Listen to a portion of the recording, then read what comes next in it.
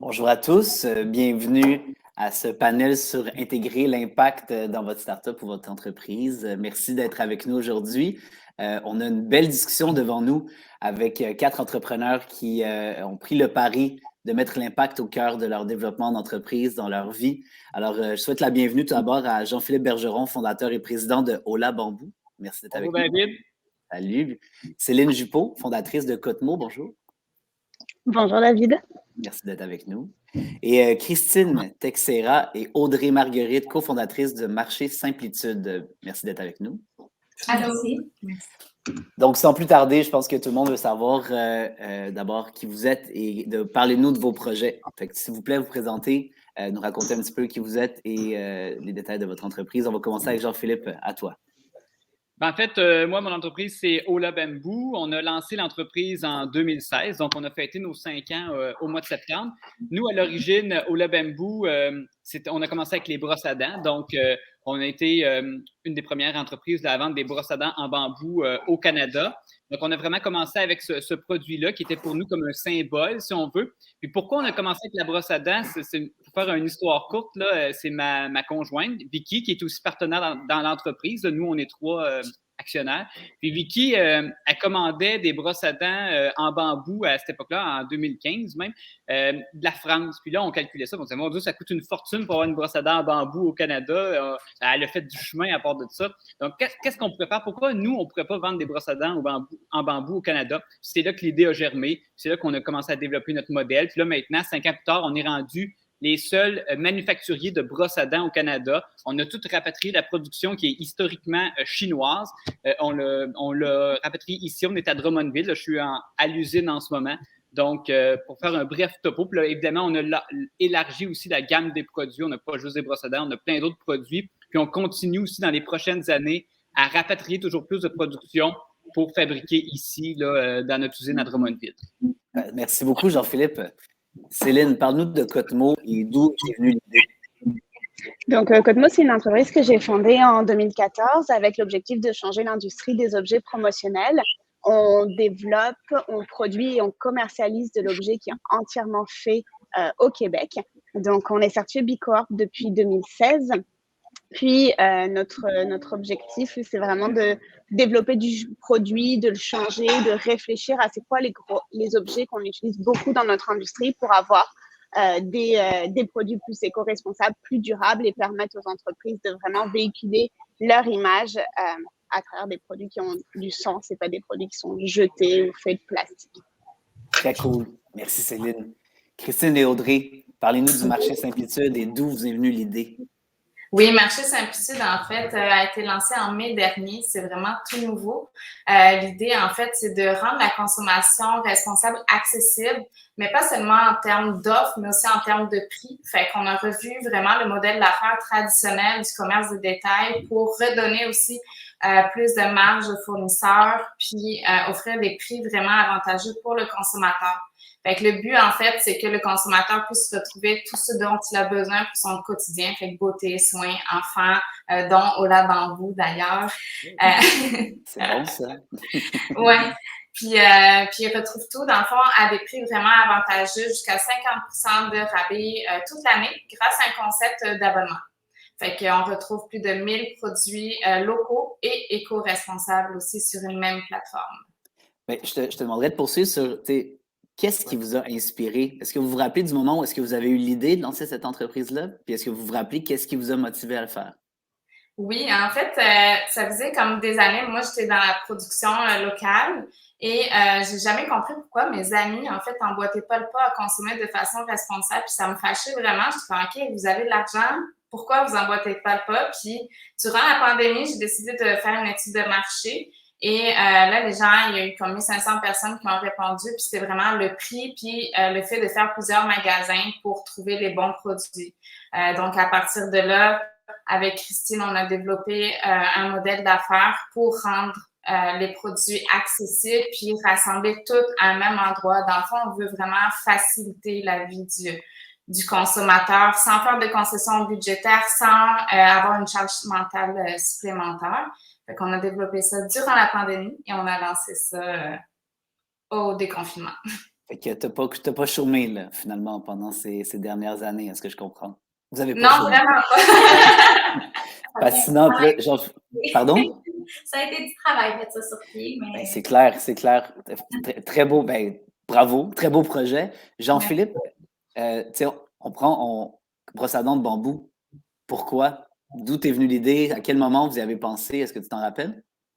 Ben, nous, c'est vraiment, ça venait même à l'origine d'une amie qui était vraiment très avant-gardiste. Mon Dieu, c'est une amie d'université, on est peut-être en 2012-2013. Puis elle, c'était vraiment, là, tu sais, comme à l'époque, une grano intense. Là. Puis elle aussi, là, elle ne jurait que par ça. Puis pour elle, c'est super important, sa diminution des déchets plastiques. C'est elle qui a un peu contaminé, si on veut, Vicky, qui est ma conjointe. Puis, donc, l'idée est vraiment venue de là. Puis on dit souvent à la blague, tu sais, c'est l'idée à Vicky, là. Vicky étant ma conjointe, parce que c'est elle vraiment qui était attirée d'abord par le produit. Puis nous, on est trois. Hein, tu sais, l'entreprise, c'est vraiment une équipe. Il y a moi, Vicky, Simon-Pierre. Puis Vicky étant plus à l'origine de l'idée de l'âme environnementale, si on veut. Moi et Simon-Pierre, on est vraiment des gars de projet. On a fait le collège, l'université ensemble. Puis on a parti un paquet de projets, plein de petites entreprises à gauche, à droite. Puis là, avec Vicky, on s'est dit, OK, oui, on pousse ce projet-là. Puis au début, c'était vraiment un projet. Tu sais, nous, on n'a jamais eu l'idée d'en faire une grande entreprise à l'origine. C'est vraiment de dire, bon, c'est un projet, on va faire ça le soir de la semaine, ça va être le fun, on va faire ça entre amis. On ne pouvait pas se douter de l'ampleur que ça prendrait, puis qu'aujourd'hui, on aurait notre usine, puis notre entrepôt et tout ça. Donc, nous, c'est des origines modestes qui ont grandi d'année en année, qui sont devenues ce que c'est aujourd'hui. Avec la bonne équipe, parce que c'est ce que je comprends, c'est que c'est une complémentarité en termes de valeur puis en termes de capacité d'exécution aussi. Absolument. Puis le fait aussi de commencer en équipe, c'est que chacun a ses compétences. Nous, à l'origine, on est surtout issus du monde des communications, mais on a tous des compétences. Mon Pierre est plus logistique, production. Moi, je suis plus vente, développement des affaires. Vicky est plus marketing. Donc, tu sais, comme ça, on n'est pas obligé d'aller chercher des ressources à l'externe puis de payer. On le fait déjà gratuitement nous-mêmes pour l'entreprise. Gratuitement à l'origine, moins maintenant. On se comprend. Donc voilà, parce que c'est vraiment un gros avantage pour nous, de mon point de vue, de le faire en équipe. Merci. Céline, parle-nous des origines de Cotemos. Est-ce que tu t'en rappelles là, quand tu as eu l'idée? Oh, ouais, ça fait pas si longtemps quand même, je m'en rappelle. Donc, tu étais sur une roche, tu regardais l'océan. Non, je suis arrivée il y a 9 ans à Montréal et quand je suis arrivée ici, je connaissais personne, donc j'allais dans plein d'événements pour justement développer mon réseau d'affaires. Puis j'entendais des grandes entreprises parler de développement durable, parler d'achat local, parler de recyclage. Puis je partais de là avec une clé USB faite en Chine. Je pense que ça nous est tous arrivé, ce genre de situation. Puis là, je me suis dit, mais attends, comment ça, toi, grande entreprise, qui a un pouvoir d'achat, qui a les moyens d'acheter différemment, tu m'offres un produit qui a comme traversé genre, des océans puis des pays pour se rendre à moi, puis un objet qui ne sert pas, qui est comme que j'utiliserai pas, puis qui finira à la poubelle. Puis c'est là où j'ai commencé à m'intéresser à cette industrie pour me rendre compte qu'il n'y avait aucun designer aussi dans cette industrie-là. Puis moi, je suis designer de formation. Donc, ça a comme germé un petit peu comme ça, à me questionner là-dessus. Puis, petit à petit, j'ai commencé à comme monter un modèle d'affaires pour intégrer plus de design dans l'entreprise, puis d'essayer de responsabiliser les entreprises par rapport aux achats qu'elles font. Parce que moi, je suis convaincue que les grands changements de société vont être menés par les entreprises, puis c'est elles qui ont le pouvoir d'achat de changer les choses. Puis est-ce que tu as été inspiré par d'autres organisations à l'international qui faisaient ça? C'est quoi tes sources d'inspiration? Tu veux dire pour changer les... disons, est-ce que tu as des entreprises qui... je veux dire, ça peut être comme, peu importe l'inspiration, mais il y a des compagnies ou des organisations que tu regardes puis qui t'ont inspiré au fur et à mesure de ta démarche? Oui, en fait, quand j'ai monté l'entreprise, au tout début, je me suis retrouvée dans une conférence à la Maison du développement durable. Il y avait Nathalie de Covadis, Annie de Baleco et The Intended Company, puis Craig de la BDC, qui parlait du mouvement Bicorp et de la certification Bicorp. Je pense qu'Annie venait de se faire certifier à ce moment-là. Et les entendre justement comment la certification les a aidés à se développer, à les valeurs que ça avait de mettre le profit, la planète et les humains au même niveau dans une organisation.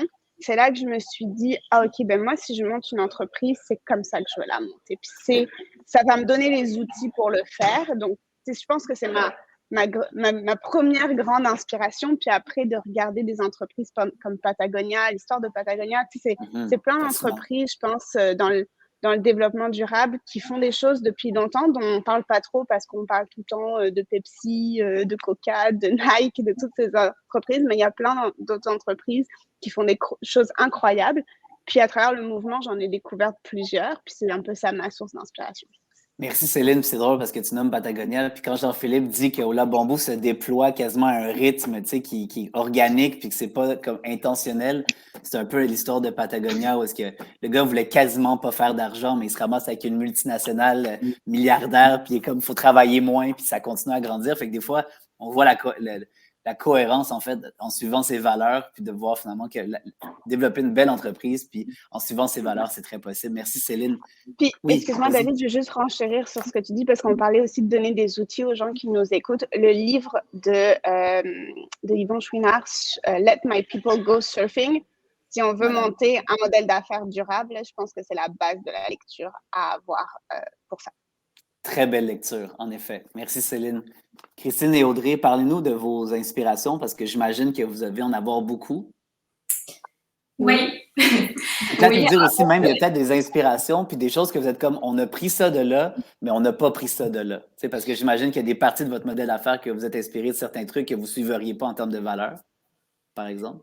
Ben, c'est sûr que quand on a monté le projet, on a fait une étude de la concurrence, puis il y a des entreprises qui nous ont vraiment inspirés à l'international. Dans le fond, il y a Casidomi qui existe en Europe. Elle veut démocratiser le bio.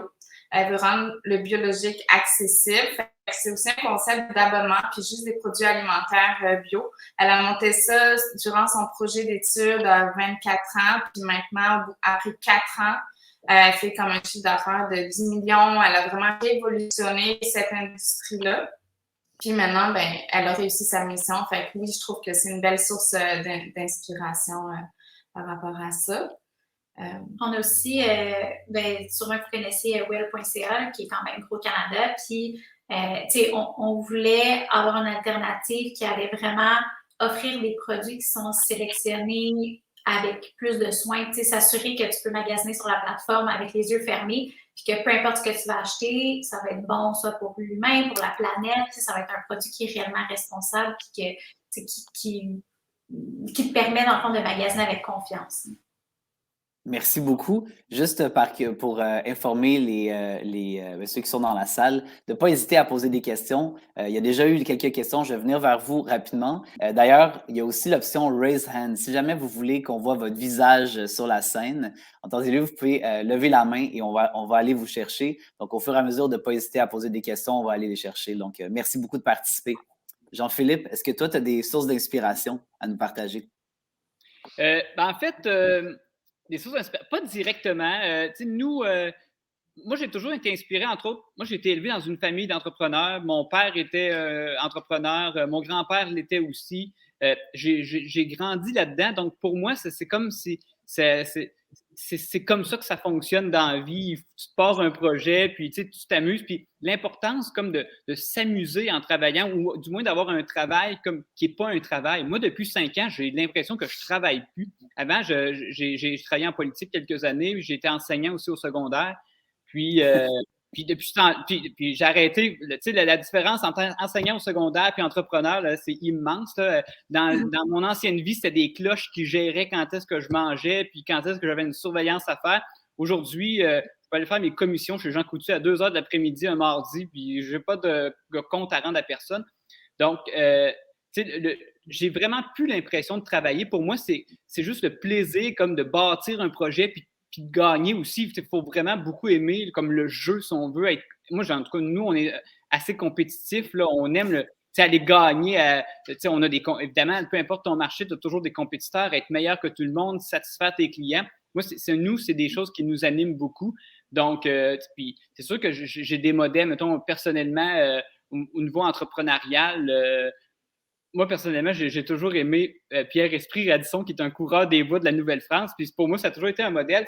C'est quelqu'un qui c'est niaiseux, ça fait 400 ans, mais encore aujourd'hui, je trouve que ces personnages-là qui sont des self-made men, m'ont toujours beaucoup inspiré. Moi-même, on est parti d'absolument rien, puis on fait notre bonhomme de chemin. Donc, pour moi, c'est ça qui m'inspire. C'est un peu comme le American Dream, si on veut. Honnêtement, il va falloir que tu me fasses une short list de tes inspirations parce que j'ai le sentiment que ça va être fort intéressant à lire. Pierre-Henri Radisson, c'est ça? C'est Pierre Esprit Radisson. Puis, non, sinon, Napoléon Bonaparte aussi, un de mes idoles, et Sa Majesté Élisabeth II aussi est une idole. Fantastique. Je te remercie, Jean-Philippe. Et dis-moi, par curiosité, avec une entreprise comme Ola Bamboo, est-ce que vous avez eu besoin de soutien dans le développement de votre entreprise? Qui vous a accompagné là-dedans? Puis est-ce que vous avez été accompagné seulement au niveau business traditionnel ou au niveau du modèle d'affaires à impact, par exemple, ça a été aussi pris dans votre accompagnement? S'il y a eu.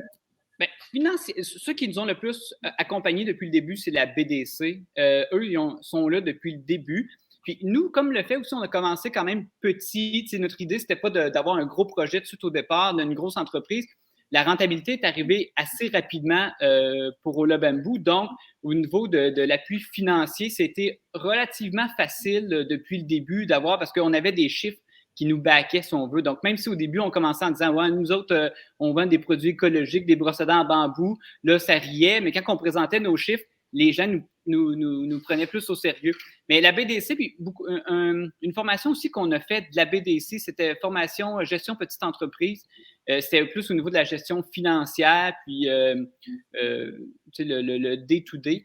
Puis ça nous a vraiment beaucoup aidé. Donc, la BDC est vraiment là, évidemment, notre institution financière, puis tout ça. Depuis qu'on était à l'incubateur aussi de Drummondville, on a un mentor. Au début, on n'était pas certain, un mentor, si on allait aimer le concept ou pas. Puis finalement, on aime beaucoup. C'est le fun de se faire poser des questions, des choses qu'on sait dans notre tête, mais là, juste de les verbaliser, ça nous aide beaucoup. C'est sûr que le fait d'être trois, ben nous, la gestion d'Ola Bamboo, les impacts qu'on va avoir, les projets, où est-ce qu'on veut s'en aller, on s'en parle à tous les midis, 5 jours sur 7. Même quasiment 7 jours sur 7, parce qu'on a même acheté un chalet ensemble, fait qu'on se parle de ça aussi la fin de semaine. Fait que, tu sais, nous, c'est... Tous les trois? Les trois, ah ouais, et Carl, Simon-Pierre, effectivement. Donc, tu sais, on parle de ça 7 jours sur 7. On n'est pas tanné parce que pour nous, c'est pas du travail. Bien, disons, la dimension impact, parce que ce que je comprends, c'est que financièrement, vous avez été accompagné, vous êtes dans un incubateur industriel. Oui. Est-ce que ce que je comprends, c'est que le volet impact est tellement intrinsèque dans votre modèle d'affaires, puis aussi la balance avec ta partenaire, ça fait en sorte que vous êtes constamment en train de définir puis vous re-questionner. Est-ce que ça se fait de manière organique? Donc, c'est ça que je comprends. Oui, parce que nous autres, l'impact, c'est la raison d'être de l'entreprise. C'est pas quelque chose qu'on se force pour avoir. Nous, c'est ça. Nous, on fait des produits, on remplace la matière plastique par une matière qui est biodégradable, qui est compostable. Donc, c'est la raison d'être. Notre mission d'entreprise, depuis le début, on le dit tout le temps, c'est contribuer à réduire les déchets plastiques. Fait que quand on a un nouveau projet, on se dit, est-ce que ça contribue à réduire les déchets plastiques? Si c'est oui, on le fait. Si c'est non, on abandonne l'idée. C'est la même chose quand on veut déménager de local. On se dit, est-ce que ça contribue à notre mission? On veut développer un nouveau produit. Est-ce que ça contribue? C'est toujours ça. Fait que nous, c'est l'origine. On ne se force pas pour être environnemental. On l'est tout court. Splendide. Céline, j'ai envie de t'entendre un peu. Tu connais bien l'écosystème d'accompagnement. Est-ce que toi, tu as été accompagnée un petit peu? Oui, mais en fait, j'ai vraiment envie de renchérir sur ce que Jean-Philippe vient de dire, parce que c'est ultra important ce qu'il vient de dire sur la raison d'être de notre entreprise. Si on veut bâtir une entreprise d'impact, la première chose qu'il faut se poser comme question, c'est quoi ma vision et pourquoi je le fais en tant qu'entrepreneur. Puis la responsabilité de l'entrepreneur, elle est super importante là-dedans. Et en fait, en bâtissant cette raison d'être là, en intégrant le volet social et environnemental de la vision de l'entreprise qu'on n'a pas pour les 5 prochaines années, mais pour les 20-40 prochaines années, et ben c'est ça qui va guider tous les choix qu'on va faire et inconditionnellement tous les choix qu'on fera dans notre entreprise, que ce soit au point de vue des clients, des canaux de distribution, des partenaires, de nos activités, vont être guidés par cette raison d'être qui intègre à même l'environnement et la société. Et c'est comme ça que je suis convaincue, en tout cas par rapport à mon expérience, puisque Jean-Philippe vient de dire, c'est comme ça qu'en fait, ce n'est pas un poids d'intégrer l'environnement, les impacts environnementaux et sociaux dans notre entreprise, c'est à même nos activités, ça coule de source et ça ne vient pas, c'est pas plus cher, ça prend pas plus de temps, c'est juste comme ça qu'il faut faire, puis c'est normal. Donc, c'est juste ça que je voulais rajouter sur ce qu'il vient de dire, parce que je trouvais ça super pertinent. C'est super important. Puis par rapport à l'écosystème, oui, on a eu plein de différents partenaires. On a commencé, bon, aujourd'hui c'est Evol, mais à l'époque c'était Femmes et Sœurs. Femmes et Sœurs et Futurpreneurs ont été les premiers à nous accompagner dans cette idée folle de faire de l'objet promotionnel. On s'entend que c'est pas sexy. Puis il y a 6-7 ans, on était dans un écosystème qui ne voyait que la tech. Qui est encore très ciblé tech dans l'écosystème québécois. Je pense que quand on est dans des manufactures, puis du design, c'est encore un travail à faire pour expliquer l'impact qu'on a, tant au point de vue économique sur la province que aussi les impacts environnementaux et sociaux. Donc, eux, ils ont cru. Après, il y a la BDC qui a embarqué. En effet, la BDC, ils sont certifiés B Corp. Donc, c'est sûr aussi que des entreprises qui intègrent les aspects environnementaux et sociaux à même notre modèle d'affaires, ça répond à leur mission d'organisation aussi. Donc, c'est sûr ils sont à l'écoute, ils comprennent ça. Ensuite, on a eu PME Montréal qui a embarqué. Puis après, on a eu Desjardins. Puis là, je retourne justement, je suis en discussion avec PME Montréal, puis c'est un grand enjeu. Puis j'en parlais encore ce matin avec des collègues. C'est un grand enjeu, je pense, aujourd'hui, de comprendre comment on fait de la finance durable, comment on lit des chiffres d'entreprise, pas juste avec des chiffres comptables comme on a eu l'habitude de le faire, mais comment on lit des chiffres aussi à travers des impacts économiques, environnementaux et sociaux qu'une entreprise peut avoir, et pas sur 2 ans, mais sur 20 ans. Qu'est-ce qu'elle construit? Et je pense que Evol, justement, à travers toute ce qu'ils sont en train de porter comme message, leur restructuration, leur nouvelle image, puis leur nouvelle vision et mission, l'intègre à même. Puis je pense que ça va être une responsabilité de tous les organismes au Québec, les incubateurs, les accélérateurs, d'accompagner les entrepreneurs à lire nos chiffres différemment et à comprendre comment, en fait, qu'est-ce qu'ils veulent dire nos chiffres aussi en intégrant ces 3 dimensions-là pour la pérennité de nos entreprises. Absolument. Merci beaucoup, Céline. Christine et Audrey, est-ce que vous, pendant la pandémie, est-ce que vous avez eu la chance d'être accompagnés un petit peu? Oui, bien c'est sûr, pour revenir un peu à ce que Jean-Philippe disait, vu qu'on est partenaires les deux, on a tendance à vraiment se challenger sur chaque décision. Il y en a toujours un des deux qui joue un peu à l'avocat du diable. Fait que, on traite beaucoup nos décisions comme ça. On s'assure aussi qu'elles sont toujours alignées avec nos valeurs. Pour ce qui est d'un accompagnement plus classique, on a eu du financement avec Futurpreneurs. Fait qu'on est avec eux depuis le début. Ils nous ont bien soutenus. Puis... Fait que pour vous, donc, le modèle d'affaires, disons, le côté... Parce que ce que je comprends, c'est qu'en plus de la plateforme, c'est le choix des produits, comme les valeurs en arrière de chacun de vos fournisseurs. Vous, c'est assez instinctif, dans le fond. Ce cadre théorique qui est à impact, pour vous, c'est naturel. C'est ce que je comprends. Oui, c'est vraiment la base aussi de notre entreprise. C'est vraiment au cœur de notre entreprise. Ça passe vraiment par tous les volets, que ce soit les fournisseurs, que ce soit les produits, que ce soit les relations qu'on a avec nos partenaires aussi. On s'assure vraiment, comme ça a été mentionné, c'est au cœur de notre entreprise, fait que c'est pas une corvée, c'est pas une tâche de toujours remettre ça en avant-plan. C'est juste naturel. Oui. Merci beaucoup. Oui, Christine. Non.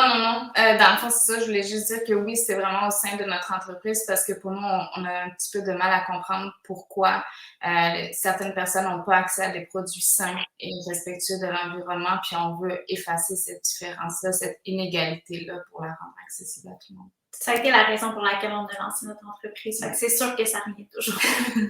C'est parfait. Puis peut-être je lance un peu la question. Je suis un entrepreneur techno ou pas. J'ai envie d'intégrer l'impact dans mon modèle d'affaires. Où est-ce que, selon vous, à quelle porte je devrais cogner pour aller me faire accompagner? Parce que là, à date, on dirait que je pense que vous, c'est tellement intrinsèque, il n'y a personne qui a eu de l'accompagnement pour définir le côté impact de leur entreprise. C'est comme central dans ce que vous faites. Mais juste par curiosité, pour ceux qui connaissent moins l'écosystème, est-ce que vous auriez des conseils en disant, moi, j'irais dans telle direction? C'est difficile à dire. On n'a pas eu d'accompagnement, puis à moins qu'on n'a peut-être juste pas trouvé la ressource encore, mais je trouve ça quand même difficile, en toute honnêteté, de trouver des ressources pour nous accompagner à ce niveau-là. Je trouve qu'on n'est peut-être pas super bien défini comme catégorie. Tu sais, comme Céline l'a dit tantôt, on est considéré comme les startups en tech ou les startups régulières, Puis aussi les OBNL, on dirait qu'on est comme un peu entre les deux, mais qu'on n'est pas cadré. Fait qu'au lieu d'avoir une considération différente par rapport à nos valeurs puis ce qu'on met au cœur de l'entreprise, ben on l'a pas ça. Fait que, tu sais, ça peut devenir un petit peu difficile à naviguer, mais tu sais, il faut juste se rappeler que, bon, on a parti une entreprise avec ces valeurs-là pour une raison. Fait que c'est pour ça que ça revient toujours. Il ne faut pas trop s'éloigner de ça, je pense. Ça peut devenir difficile, mais il ne faut pas s'éloigner de nos valeurs puis ce qui est au cœur de l'entreprise. Absolument. Toi, Céline, est-ce que tu aurais une porte à inviter à aller cogner pour tout entrepreneur? Ouais. Ouais, je pense que il faut parler avec d'autres entrepreneurs. Il faut échanger, il faut discuter, il faut voir qu'est-ce que font les autres. Il faut comme tenter sa chance de comme d'écrire un petit message. Je veux dire, c'est un petit milieu, l'écosystème entrepreneurial au Québec. Il y a très peu de chances que tu connais pas quelqu'un qui connaît quelqu'un qui peut t'introduire à la personne avec qui tu as envie de parler. Puis je pense que c'est comme ça, c'est en échangeant et en discutant de plein de projets, de se challenger sur des choses qu'on va pouvoir faire en sorte qu'il y ait de plus en plus d'entreprises qui bâtissent des modèles de cette façon-là. Et sinon, un outil qui est super intéressant, moi, je pense, pour des entreprises, c'est le B Corp. En fait, ils ont un questionnaire de base qu'on peut prendre sans forcément être prêt ou quoi que ce soit, mais juste pour savoir où se mesure notre impact d'entreprise. Donc, sur le B Impact Assessment, je pense que c'est sur le site de B Corp. Je pourrais le retrouver après, là, si jamais. Je te proposerais de poursuivre avec ça. Ce mini questionnaire, je pense que ça serait bien c'est une bonne façon aussi de s'orienter pour savoir l'impact de notre entreprise. Bien, je t'invite, en fait, profitons, vu que tu es là, pour nous parler un peu de ton processus quand tu es devenu B Corp. C'est quoi la démarche? Parle-nous de l'organisation. Tu en as adressé à quelques moments dans notre échange, mais je pense que c'est super important pour tout le monde de bien comprendre pourquoi je deviendrais une entreprise B Corp, puis qu'est-ce que ça implique comme processus. Oui. La première chose, c'est que B Corp, au-delà de tout l'audit un peu que ça fait de ton entreprise pour s'assurer que tes activités, ton impact sur ta gouvernance, ton impact sur tes employés, tes clients, tes fournisseurs et la communauté soient positifs, le fondamental, ça dit que le but de l'entreprise n'est pas l'enrichissement personnel des actionnaires. Puis je pense que ça, c'est comme ça vient redéfinir un peu notre système capitaliste pour se dire, oui, pour avoir de l'impact, il faut faire de l'argent. Il ne faut pas se leurrer. Là. Je veux dire, c'est comme ça qu'on réinvestit dans notre entreprise pour mener des projets d'innovation, puis des projets qui ont les meilleurs impacts. Mais il y a, comme dans notre livre des minutes, là, il y a comme un petit texte qui vient protéger la mission de l'entreprise. Puis que si un jour, il y a un actionnaire qui décide, je n'ai pas assez de dividendes à la fin de mon année, et qui peut porter plainte contre l'entreprise, c'est ça le modèle actuellement, en étant B Corp, tu t'assures d'avoir cette mission-là, en fait, ce texte-là légalement, et donc l'actionnaire ne peut pas se retourner contre l'entreprise. Moi, j'ai choisi d'être B Corp dès le début parce que je me suis dit, si un jour j'ai besoin d'un investisseur, je ne veux jamais qu'il y ait quelqu'un qui vienne me dire « Ah, mais non, en fait, licencie telle ou telle personne parce que je veux mes dividendes. » Parce que ce n'est pas ça le but de l'entreprise. L'entreprise, elle a un but social avant d'un but d'enrichissement personnel d'actionnaire. Ça, c'est la première chose pour B Corp. Puis ensuite, je trouve que c'est super intéressant de le faire dès le début de l'entreprise parce que ça t'amène des réflexions. Moi, quand je l'ai fait, j'avais une employée.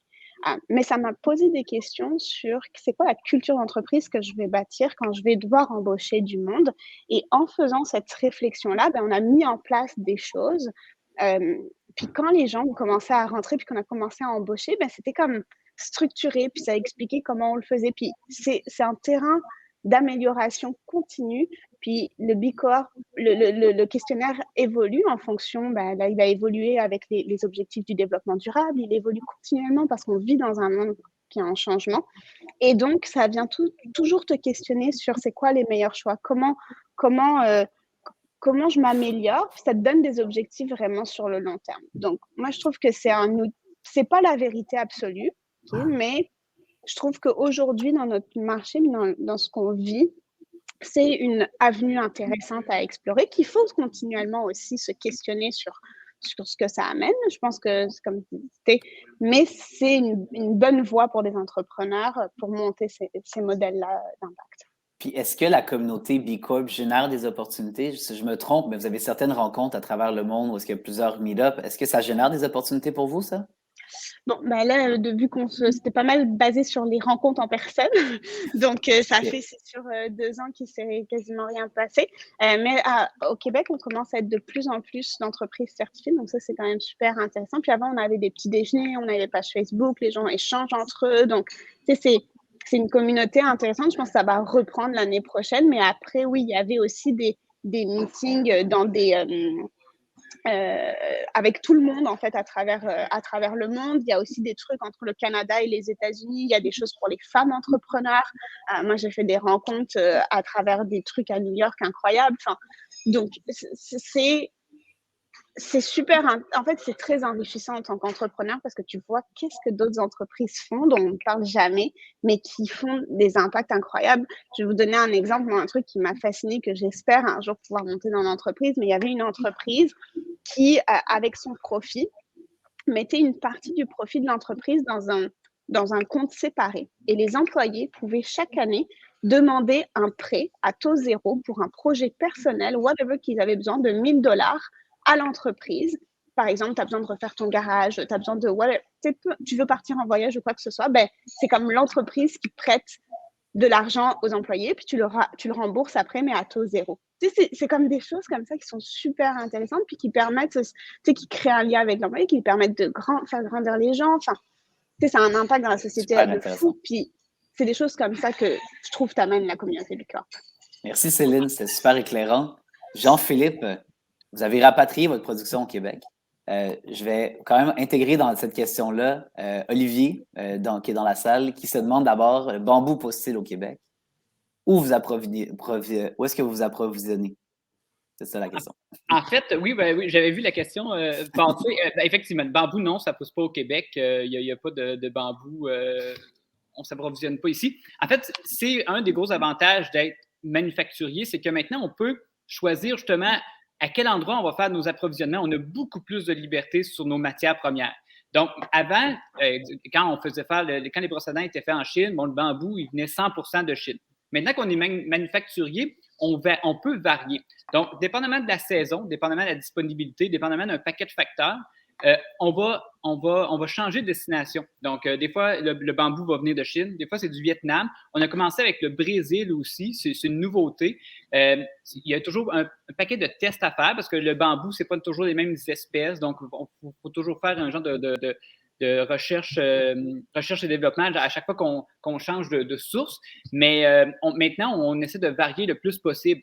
Puis même, là, dans notre prochaine étape, le rapatriement de la production des brosses à dents, c'était comme la phase 1. Là, on embarque dans la phase 2 en ce moment, qui est justement de changer la matière. On veut faire une brosse à dents en bois, mais pas nécessairement en bambou. Je ne veux pas en dire plus parce que c'est un projet qui n'est pas encore 100% complété, mais on s'en va vers là. Donc, une brosse à dents comme 100% canadienne, donc avec des matières 100% situées au Canada.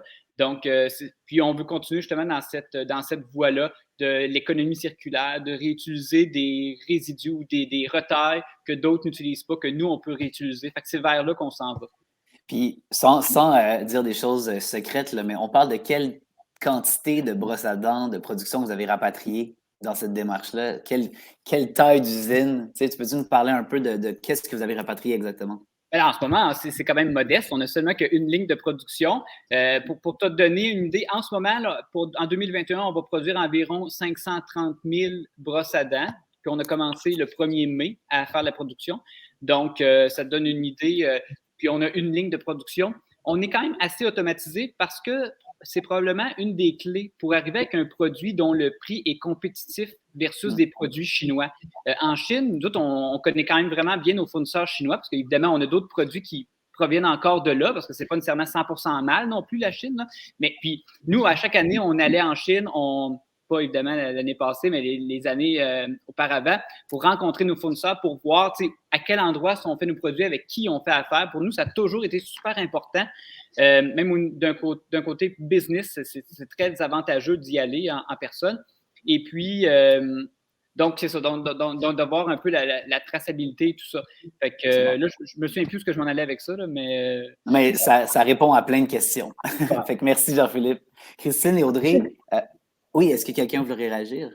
Moi, je voulais réagir à ce que Jean-Philippe il disait parce qu'en effet, il parlait de plusieurs étapes dans son modèle d'affaires pour intégrer justement l'impact puis la vision de jusqu'à où on ramène toute la production, puis c'est entièrement fait ici. Puis c'est ça qui est super important de comprendre dans un modèle d'affaires qui a de l'impact et qui veut être plus durable, c'est qu'on peut, on peut pas tout de suite faire la décision 360 de comme tout est fait ici, par exemple. Pour avoir un bon impact, puis s'assurer que cet impact il est viable sur le long terme, il faut y aller par étapes. Il faut se dire en tant qu'entrepreneur, OK, c'est où dans mon modèle d'affaires que je peux réagir?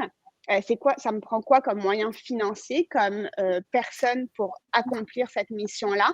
Puis de pouvoir le voir sur plusieurs années, puis dire, OK, je vais me rendre là, mais pour me rendre là, voilà les étapes pour y arriver. Puis ça, c'est essentiel dans la construction d'un modèle d'impact. Nous aussi, on avait pareil, on faisait des produits avec des matières qu'on ne connaissait pas la provenance. Puis la première chose qu'on a réussi à changer, c'est de se dire, on va acheter de la matière première. Donc, on devient manufacturier. Puis cette matière première, une fois que je l'achète, je peux contrôler après comment elle est d'où elle vient et où je l'achète.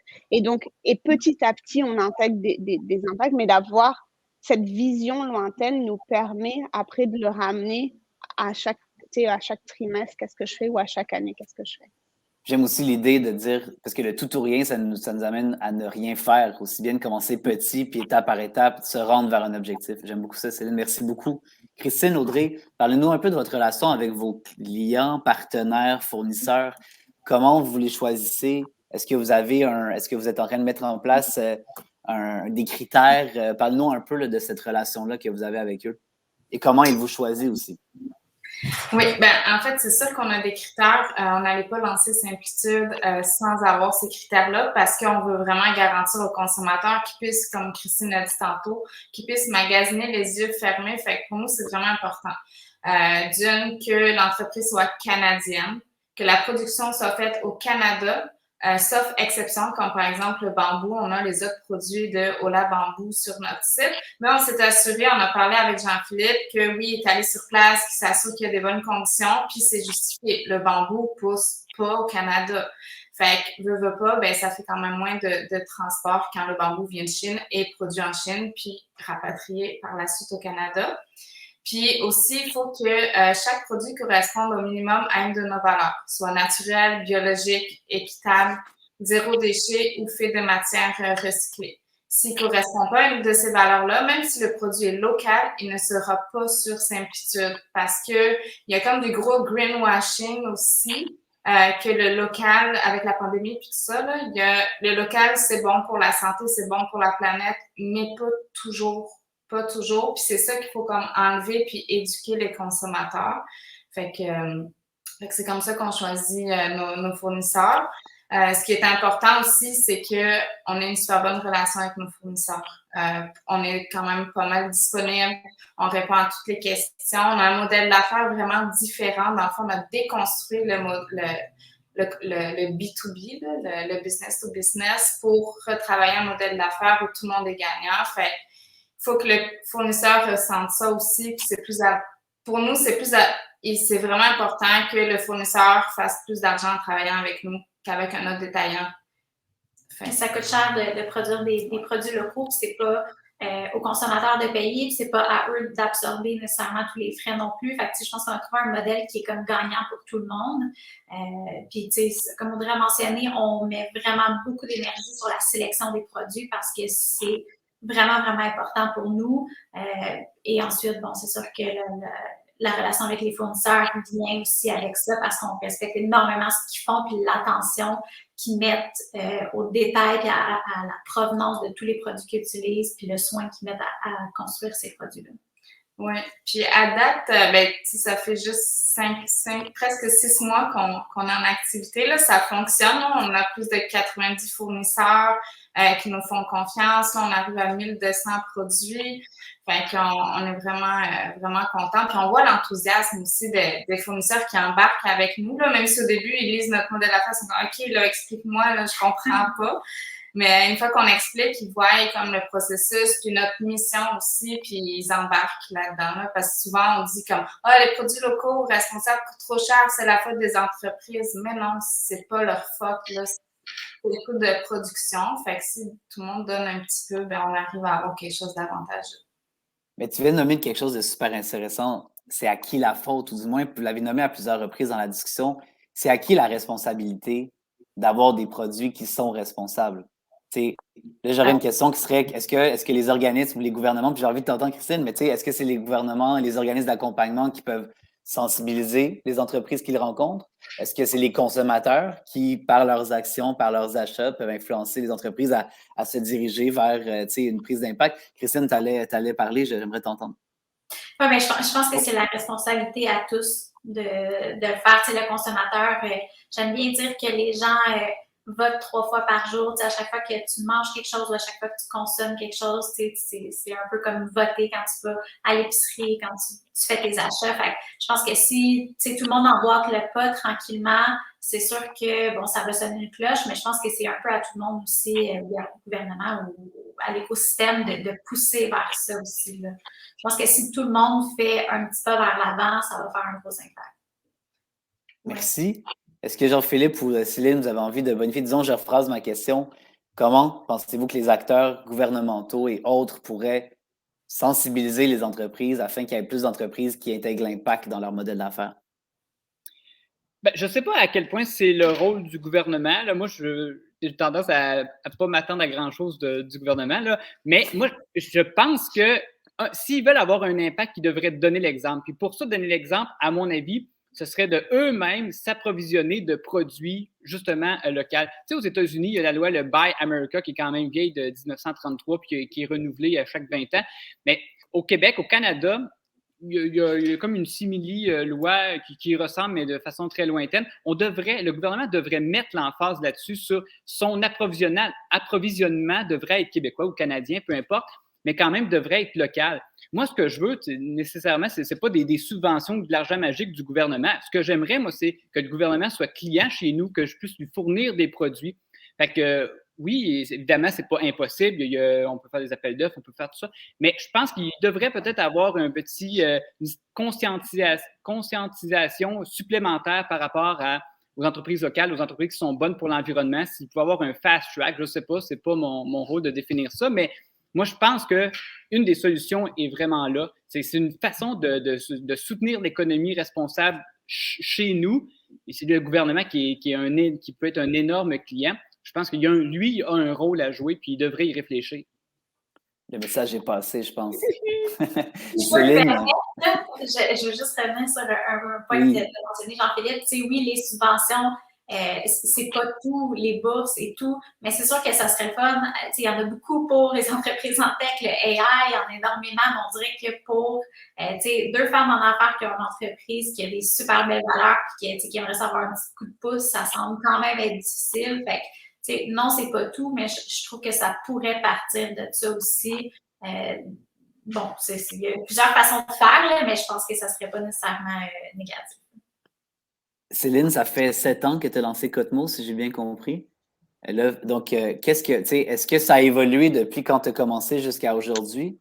Puis, peut-être que tu peux nous parler au départ parce que j'ai senti qu'il y avait une certaine, justement, je pense que tu viens de le nommer, la relation entre l'entreprise à impact, l'entreprise technologique, il y a une perception de ce que j'entends où est-ce que vous n'avez pas accès aux mêmes ressources et aux mêmes opportunités. Dites-moi si ça fait du sens ce que je dis. Puis Céline, dis-nous un peu ta lecture des 7 dernières années, toi qui as vu cette évolution-là.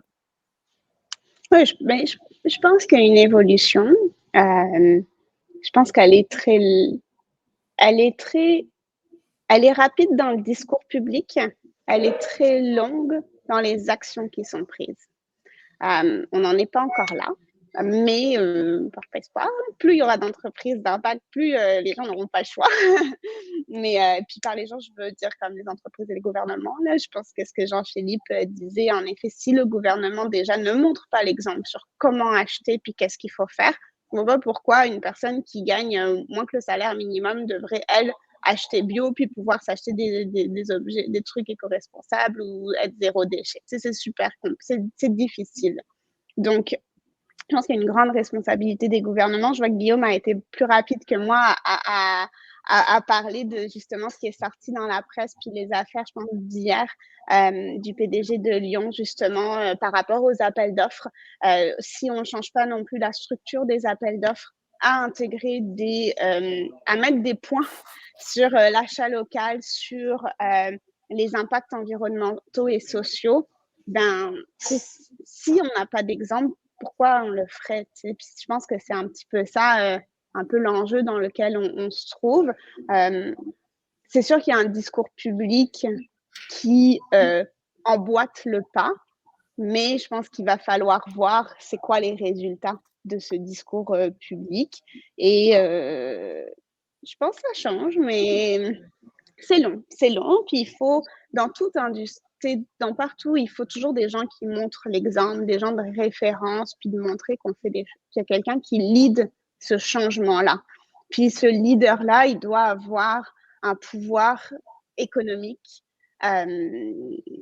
parce que c'est comme ça notre société, comment elle fonctionne. Puis ce pouvoir économique-là qu'elle a, en faisant des choix différents, va montrer le chemin à d'autres. Puis il faut vulgariser aussi le discours que non, ce n'est pas parce que c'est éco-responsable, ce n'est pas parce que c'est local que ça coûte plus cher qu'en Asie. Puis ça, c'est un gros travail encore à faire. C'est une perception de la population qui est tellement ancrée en nous, parce qu'on a encore des Doloramas de ce monde où c'est très facile d'acheter du petit produit rapidement, pas cher et tout, mais il faut aussi ces entreprises-là parce que tout le monde n'a pas les moyens d'y arriver. Mais plus on va intégrer ça dans nos modes de vie, plus peut-être qu'on va créer une demande qui va permettre aussi aux entreprises d'avoir des prix plus compétitifs. Puis c'est un travail qui vient de partout pour y arriver. Absolument. Je ne sais pas si j'ai répondu plus à ta question que j'ai plus réagi à ce que Jean-Philippe dit, parce que j'arrête pas de réagir à tout. C'est ça qu'il faut. Honnêtement, ce qui est important, c'est que vous nous partagez ce que vous ressentez, parce qu'à la fin, je pense qu'il y a un désir reconnu de vouloir avoir des entreprises qui ont plus d'impact, qui ont une sensibilité sur leur chaîne de valeur, sur leurs fournisseurs. C'est sûr. Et donc, que vous nous parlez de vos irritants, que vous nous parlez de la manière que les institutions peuvent vous soutenir dans la réalisation de vos projets, c'est pour ça qu'on est là. Fait que c'est parfait, Céline. Hey, il va y avoir une dernière question, mais avant, juste m'assurer que tout le monde dans la salle peut poser des questions dans le chat. Idéalement, je ne pose même pas ma dernière question parce que vous nous envahissez de questions. Fait que n'hésitez pas. Mais je vais quand même poser la dernière question que j'ai, puis je vous invite, s'il vous plaît, à ne pas hésiter à poser vos questions à nos invités. Donc, disons 2 conseils chaque. Que vous donneriez à un entrepreneur qui s'intéresse à l'impact social, qu'est-ce qu'il devrait faire? À la start-up, à l'entrepreneur, peu importe. Là, quels sont les conseils que vous leur donneriez? Ça peut être technique, ça peut être des références. Jean-Philippe. Moi, j'ai toujours de la difficulté à donner des conseils à d'autres entrepreneurs parce que je trouve que c'est tellement personnel, l'entreprise, ça dépend tellement du domaine. Quelqu'un qui est dans la restauration, c'est pas comme quelqu'un qui est une coiffeuse. C'est tellement différent. Nous, on est Jean-Philippe, je vais juste te dire, qu'est-ce que tu donnerais comme conseil à toi-même? C'est comme 5 ans, pour le début de l'entreprise, si tu avais entamé cette démarche-là. Moi, je dirais de continuer à focusser sur où est-ce que tu veux aller, qu'est-ce que tu veux faire avec ça, c'est quoi la base, puis toujours revenir à la base, c'était quoi à l'origine, qu'est-ce que tu voulais faire au tout début. Ça me fait réfléchir. Au début, on se disait beaucoup, on avait fait une entrevue, je me souviens, dans le Ottawa Citizen au début du lancement de l'entreprise. On disait, nous, notre philosophie de vie, c'est no pressure. Donc, on ne se donne aucune pression. Aujourd'hui, c'est absolument pas vrai. On a toute la pression du monde entier à quasiment tous les jours. Non, pas tout le temps. Mais quand même, on s'est récemment dit, il faut se rappeler un peu à la base, c'est quoi notre philosophie. On disait no pressure, il n'y a pas de pression. En même temps, c'est sûr qu'il en faut une certaine, mais quand même, de revenir un peu à la base, on fait ça pourquoi, dans le fond. Au début, nous, c'était vraiment, à la limite, c'est familial, c'est amical, c'est fraternel. Donc, de revenir un peu à cette ambiance-là. Puis c'est ce qu'on fait aussi avec les autres employés à l'usine, on essaie de recréer cette ambiance-là. Au niveau de l'impact aussi, nous, on revient toujours à notre mission première. Est-ce que ça contribue à réduire les déchets plastiques? Parce qu'on ne peut pas comme attaquer les 100 000 problèmes environnementaux, les espèces envahissantes, puis tout. Nous, c'est une chose, c'est la réduction des déchets plastiques, puis on veut vraiment bien le faire. Donc je dirais continuer, revenir à la base, toujours, même si on grossit au niveau de la structure, des ventes et tout ça, quand même que le noyau, le cœur demeure le même qu'à l'origine. J'entends aussi une culture qui est sensible, puis qui prend en considération votre bien-être, parce que j'ai quand même entendu dans cette phrase-là autant le désir de prendre ça relax, puis le sentiment d'avoir beaucoup de pression, mais de revenir vers cette culture-là où est-ce que vous êtes là quand même pour le plaisir. Puis, j'entends cette importance. Est-ce que c'est cohérent d'avoir un désir d'impact puis de tomber en burn-out? Il y a comme une dichotomie aussi. Je pense que, Céline, j'ai un peu envie de t'entendre là-dedans. C'est un peu ça l'idée de B Corp, c'est-à-dire de respecter les valeurs au niveau du produit, mais aussi de la manière qu'on se respecte nous-mêmes et qu'on respecte nos équipes. Est-ce que ça fait du sens ce que je dis, Céline? Oh ouais, ça fait du sens. Puis en effet, je pense que la première chose à faire, c'est de définir une raison d'être d'entreprise qui intègre les aspects environnementaux et sociaux à même ça.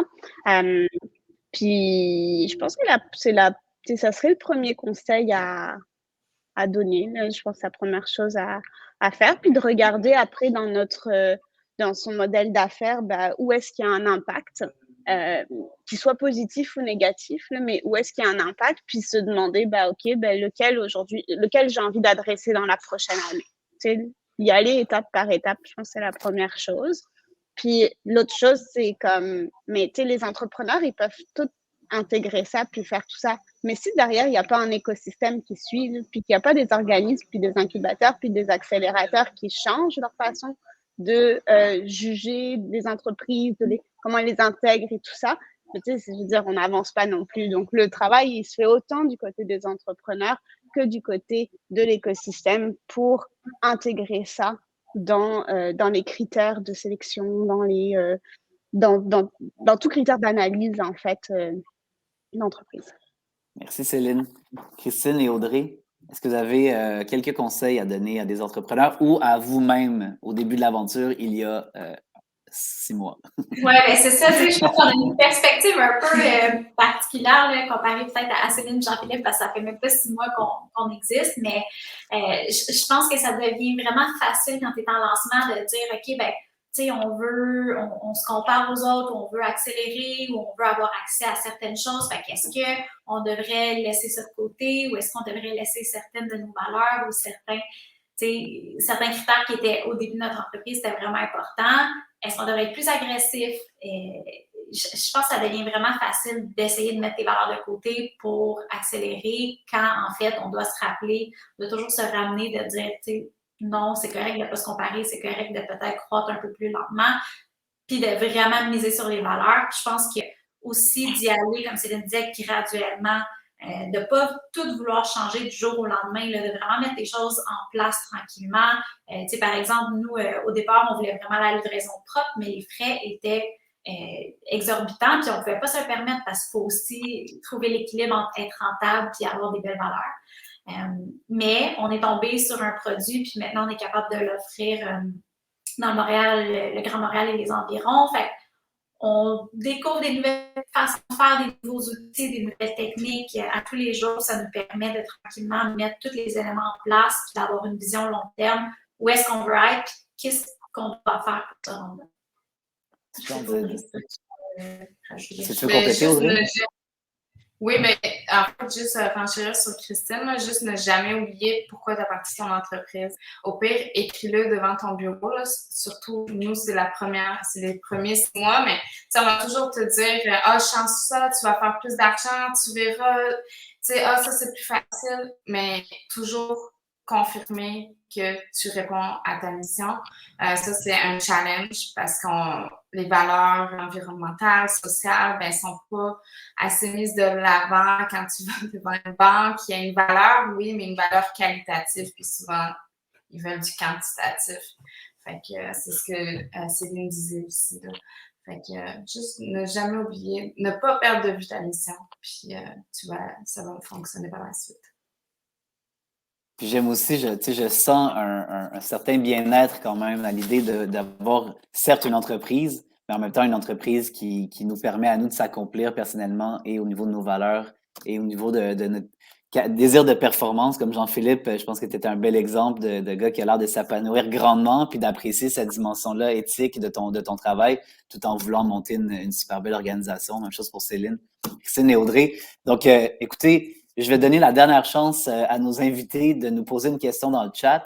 Sinon, je vais demander à nos 3 invités un dernier mot pour conclure ce que vous voulez.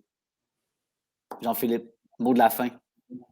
Là, je vois qu'il y a une question qui est apparue. Avez-vous un conseil pour ceux qui veulent partir une entreprise à impact, faire leur... connaissez-vous des cercles d'entrepreneurs qui ont des idées, cherchent des associés complémentaires? Elle est où cette question-là? Je ne la vois pas super. Sur le chat. Je ne la vois pas. Moi, il n'est pas sur mon chat, mais c'est parfait. Ah, OK, bon, c'est apparu de mon côté. Mais ça revient à dire...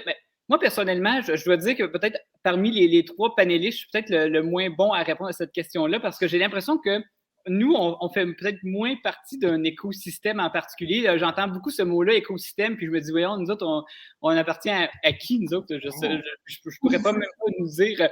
Tu sais, depuis le début, nous, on mise sur comme la relation fournisseur-client. La majorité de notre chiffre d'affaires se fait au travers des grandes bannières de pharmacie au Québec, puis à partir de l'année prochaine au Canada. Donc, tu sais, nous, on priorise beaucoup ces relations-là. Donc, quand on dit écosystème, moi-même, honnêtement, je ne sais même pas ce que ça veut dire. C'est moins peut-être notre monde, là. Mais comme mot de la fin, moi, je dirais justement de oser le faire. Avoir une idée, c'est bien, c'est une partie du travail, mais la réaliser, c'est la grosse partie, puis c'est là que la majorité des gens échouent.